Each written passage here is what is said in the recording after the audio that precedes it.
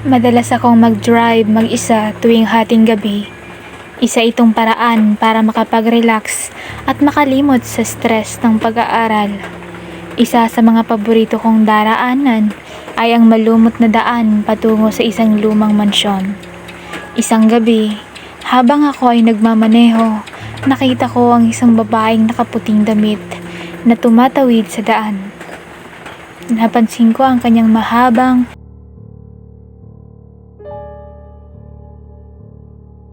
puting buhok na bumaba hanggang sa kanyang bewang at ang kanyang mukha ay tila malungkot at maputla. Hindi siya tumingin sa akin kahit na ilang metro lamang ang layo niya sa aking kotse. Napreno ako ng mabilis upang hindi siya masagasaan. Ngunit sa aking pagtigil, wala na siyang bakas. Para bang bigla siyang nawala sa aking paningin. Napalunok ako at pinilit na huwag isipin ang nangyari. Isinisi ko na lamang ito sa aking pagkapagod. Habang ako'y dumaan muli sa daan na iyon, bigla akong kinabahan at sa aking mga inaasahan, muli kong nakita ang babaeng nakaputi.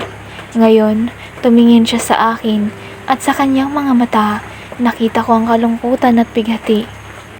Nagpreno ako at binaba ang aking bintana. Sabi ko sa kanya, "Sumakay ka na, naaawa ako." Nang sumakay siya, parang nayupi ang gulong ko.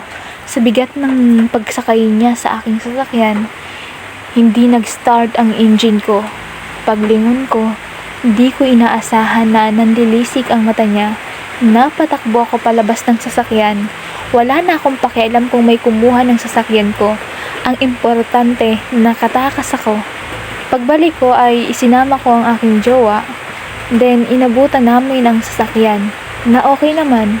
Pinasok ko si jowa, then isinara ang mga pinto at bintana nito. Binuksan ko ang aircon at malamig ang simoy. Pagkatapos ay nagkatinginan kami at bigla kaming may ibang naramdaman. Puminit ang katawan namin sa pareho naming nai-imagine habang kami lang dalawa sa loob ng sasakyan.